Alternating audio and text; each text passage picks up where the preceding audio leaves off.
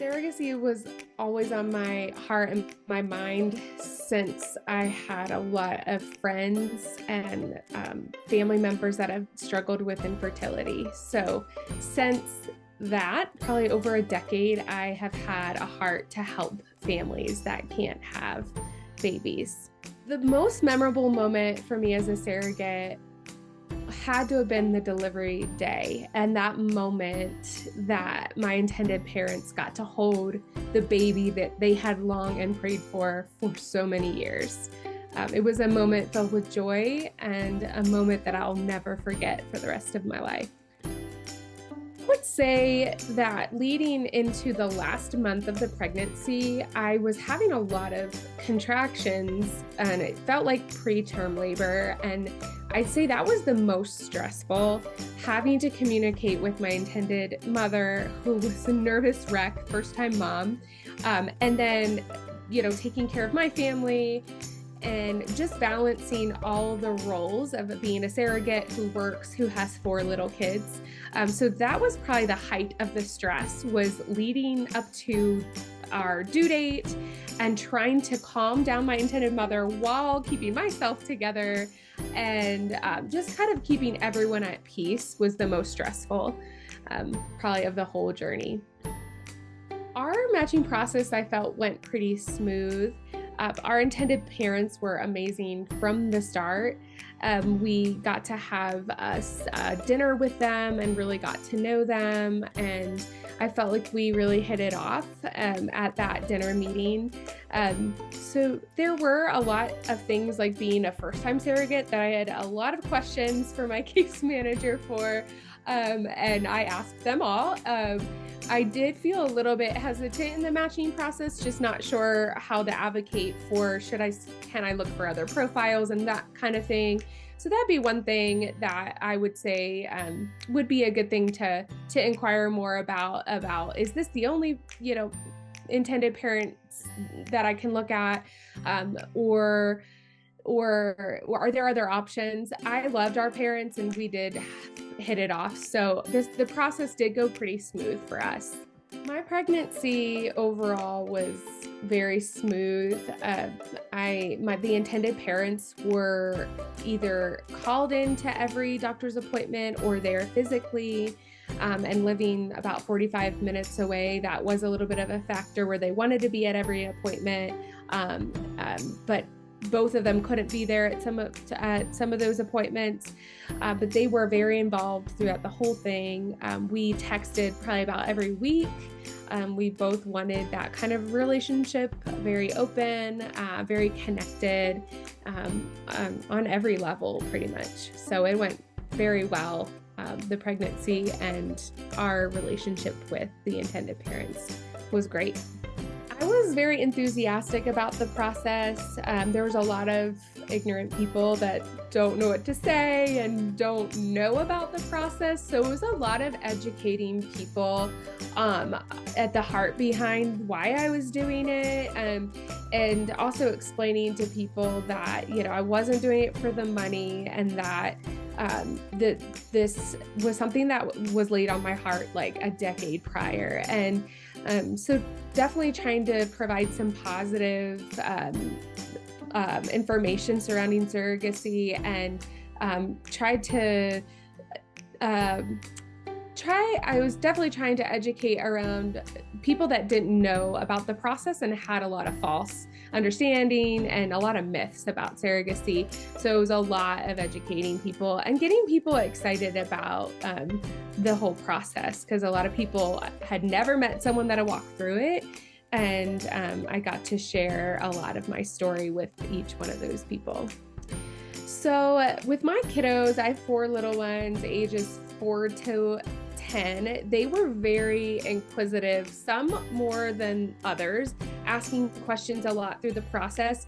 But before we even got to transfer day, we sat them down and talked about, we put a picture of the intended parents on our fridge, and we said, this is a couple that we're going to try to help have a baby, and talk to them by name, and we are going to pray for them every day. We're going to pray for their little baby to come into this world, and we get to be a part of it. And just casting that vision over my kiddos' little minds were, they asked really funny questions. They asked really honest questions.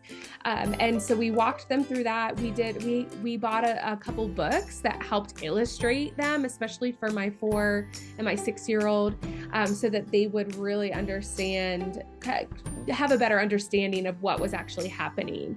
And then once we got to delivery day, they came to the hospital. They got to spend about 30 minutes holding the little baby and got to bond with the baby a little bit in order to kind of say goodbye and have that closure, which really helped. So overall, our kids processed it pretty well and still talk about it in a lighthearted kind of, that was really cool you did that kind of a way. And so I think they processed it well, and it was a good experience for them as well. Delivery went pretty smooth for me. It did take me longer to push this little one out than I was expecting it. I would joke that I would just cough and he would come out because he was my 4th vaginal delivery. Although he took a good 28 minutes of pushing, which was very different. It was more like my first vaginal delivery. I do think that was probably because of the induction. I hadn't really been induced before, but it was definitely what we all wanted to, with all the contractions leading up to like 3 weeks of preterm contractions. We were really hopeful that the induction would come and that would be the day. And there was a lot of relief and resolution that came with that day. And so I do not regret it, but it did take a while to push him out. I had no post-op issues at all. My body knew what to do. I was sleeping through the night on day 1, and they were not. And the beauty of, having an infant that they've been praying for, I was like, all right, now you get to stay up and I'm going to go to sleep. So that was one of those, I think that really helped my recovery and my post delivery, is that my body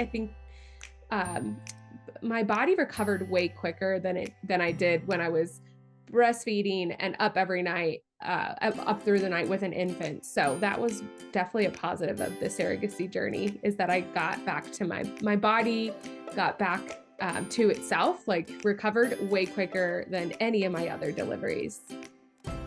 My kids were really excited to meet the baby. We had been talking about baby for 9 months.